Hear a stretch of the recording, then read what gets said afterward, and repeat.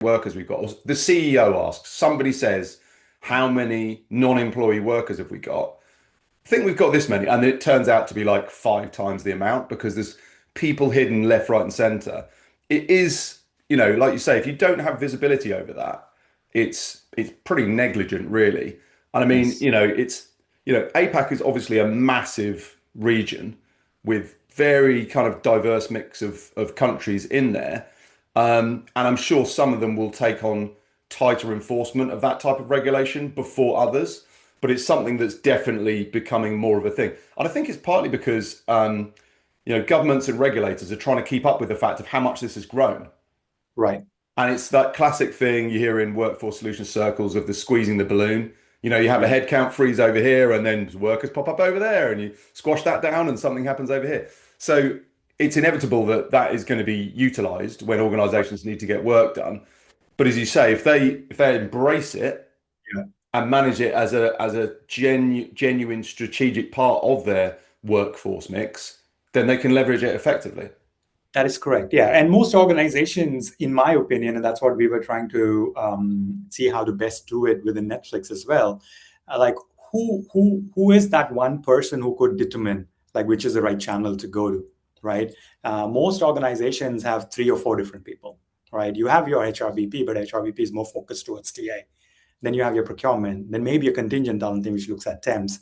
But then this category, which can be covered under services, but after that, it could become managed services or it could become a pure SOW. Nobody's doing it. Nobody's bringing it all together with one lens of how to measure the channel effectiveness, right? Like apples to apples. It's very different. Like, and nobody knows what's the cost of an output that comes from different channels. And nobody's gone into kind of determining it because it's not come under one umbrella.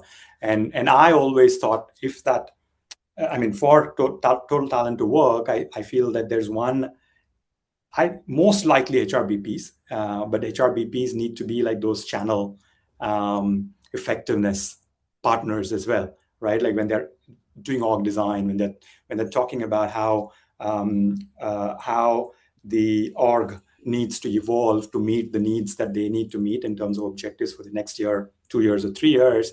What is the way that it can be done? Is it outsourced? Is it project based? Is it temp or is it full-time employees? And that's the missing link.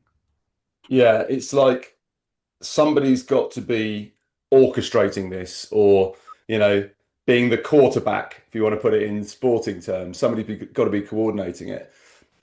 Just as a slight side note, there must be a lot of really frustrated data and insights people in a lot of organizations where the organizations need to know what are the Yeah. most effective ways for us to do work, how much does it cost to do it like this, what are the results if we do it like that.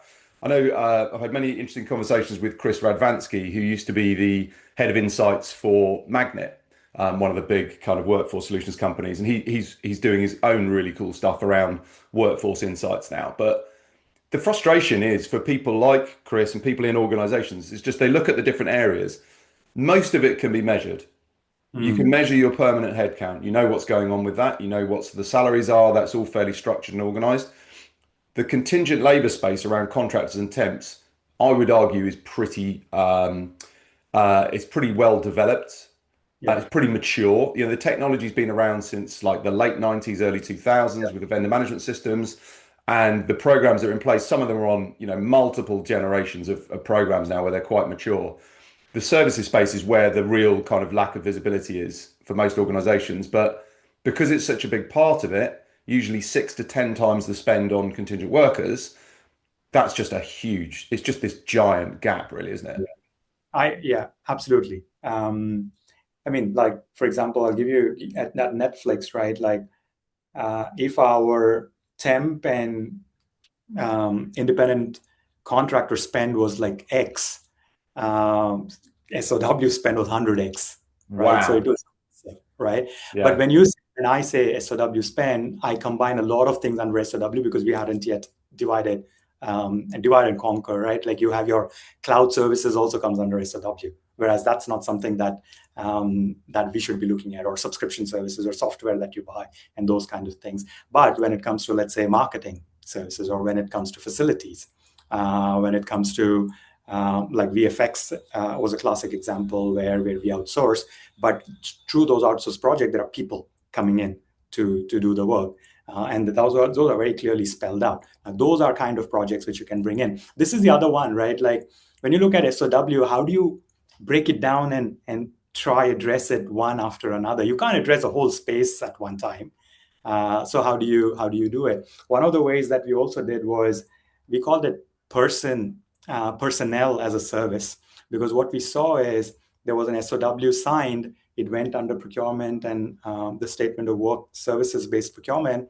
But there were individuals coming in, like a tax assistant, tax consultant, or a management consultant coming in through it. But those are resources coming in under those SOW. It should come under the contingent talent program and not otherwise, so that we can ensure that they're properly vetted. There is that tenure rules and all of that can be enforced on it. But they were all falling under procurement. So can we take that whole category and say, okay, this needs to go here, this then needs to go here, or there is spend wise distinction that we do, and etc. So how do we manage that?